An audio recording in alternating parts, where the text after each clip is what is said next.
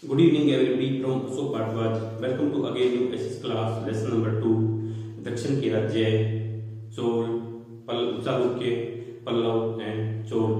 Student, in this class I will discuss with you Chalukya Chola शासकों की उपलब्धियां. So don't waste time now. Hurry up now. Look at the blackboard. Chola शासकों की उपलब्धियां. भाई चोल शासकों की शासन व्यवस्था बेसिकली चोल शासक कुशल शासक प्रबंधक थे. कौन थे? चोल राजा जो खूब अच्छे बेटर अरेंजमेंट करने वाले वो मैनेजर थे. केंद्र के शासन का प्रधान कौन? भाई राजा होता था. चोल शासक कुशल शासक प्रबंधक थे. केंद्र के शासन का प्रधान राजा होता था. तंजौर, गंगे कोंडपुरम, मुंडी कोंडन और कांची समय समय पर विभिन्न चोल सम्राटों की राजधानियां रही हैं.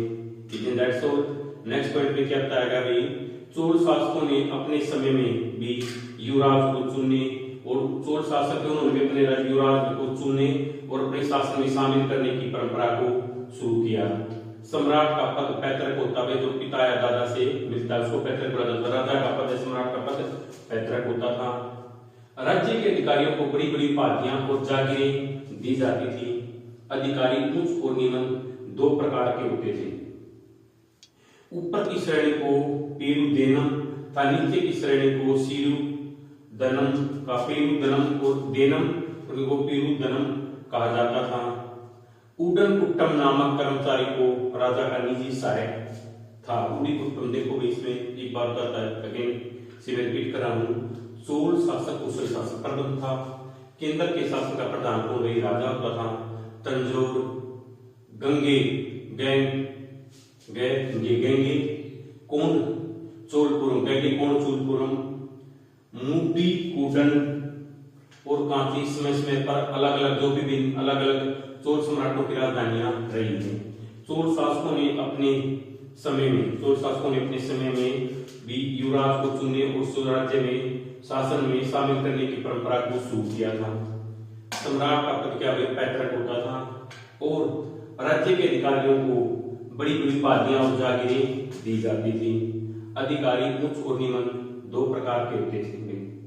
ऊपर की श्रेणी को पेरुदेनम तथा नीचे की श्रेणी को सीरुदनम कहा जाता था. उडन कुट्टम नामक कर्मचारी राजा का निजी सहायक था. ये तो थी उनकी शासन व्यवस्था. इसमें जो इम्पोर्टेंट पॉइंट बनते हैं इनसे आप अपने जो एग्जाम के लिए इम्पोर्टेंट पॉइंट एग्जाम के व्यू से अकॉर्डिंग टू योर एग्जाम के व्यू के अकॉर्डिंग जो इम्पोर्टेंट पर्सन बन सकते हैं, I discuss with you in this class. Okay. Next इसमें वे सैनिक शासन व्यवस्था. चोल सम्राटों ने एक अच्छी शासन व्यवस्था का गठन किया और श्रेष्ठ नौसेना तैयार की.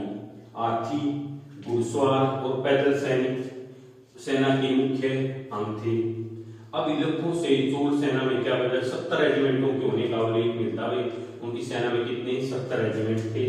उनकी सेना में 60,000 हाथी, 1,50,000 सैनिक थे और अरब देश से अच्छे श्रेष्ठ घोड़े मंगाए जाते थे. सम्राट के अंगरक्षक पैतृक यानी पृथक होते थे. जो अंगरक्षक बॉडीगार्ड वो अलग अलग होते थे, जिन्हें वेलाइकारा पुकारते थे.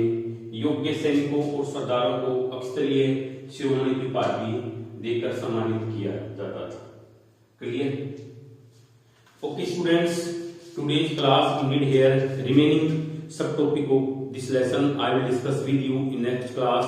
I hope you must have enjoyed today's class. So thanks for this cooperation. Meet you tomorrow in next class with the remaining subtopics. जय हिंद, जय भारत, जय हरियाणा.